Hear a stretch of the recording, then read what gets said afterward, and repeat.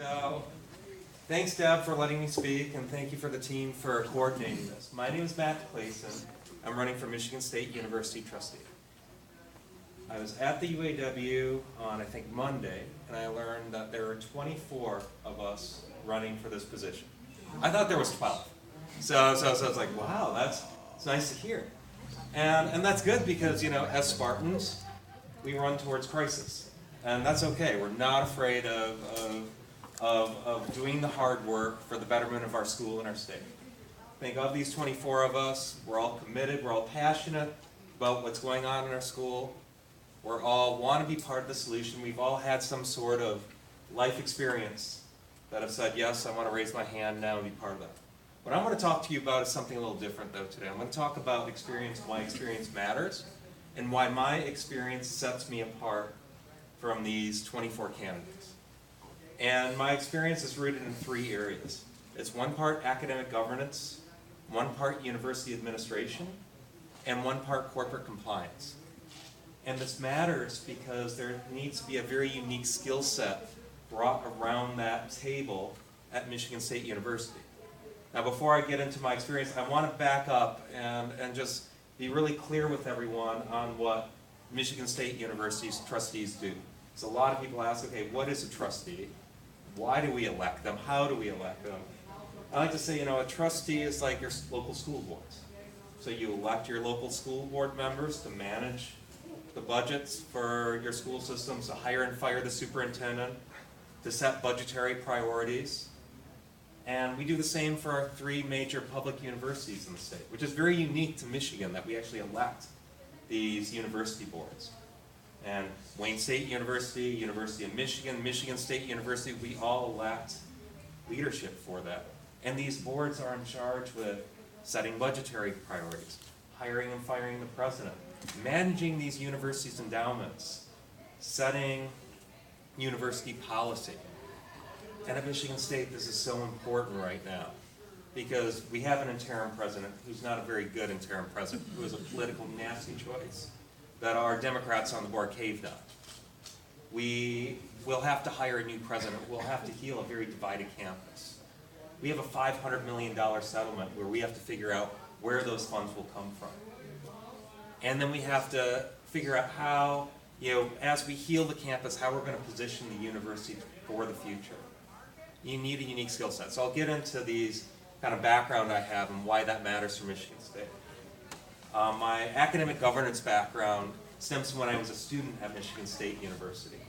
I was elected twice by my peers back in 2001, 2002, 2003, through those years, to serve as student body co-president as well as a student liaison on the board of trustees.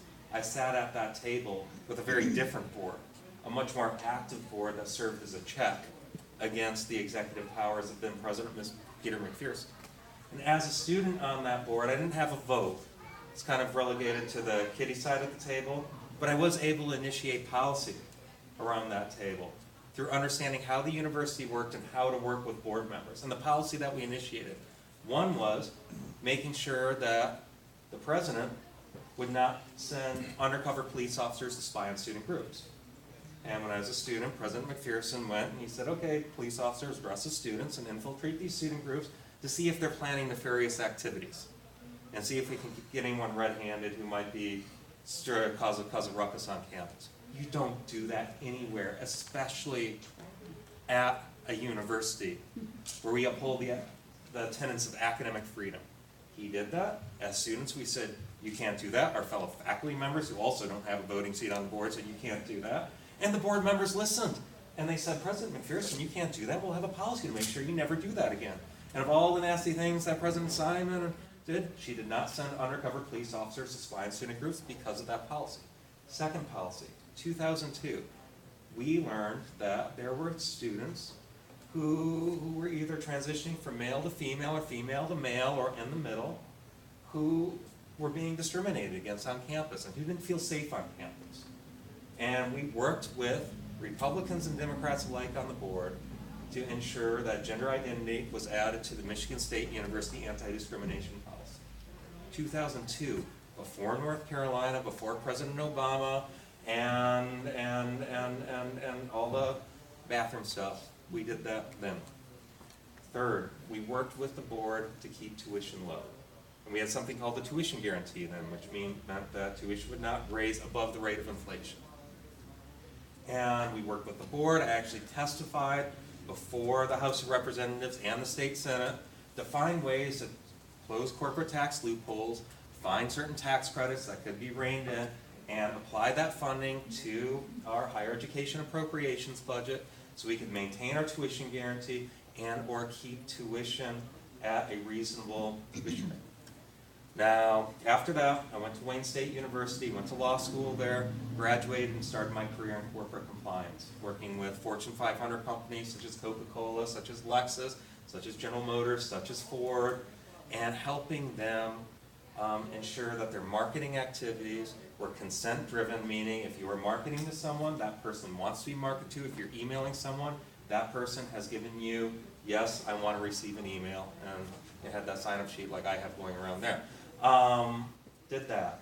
I was then recruited by College for Creative Studies to join as an executive there to grow their economic development programs. And the College for Creative Studies thought, we do a lot, we're the top design school in the country in Detroit.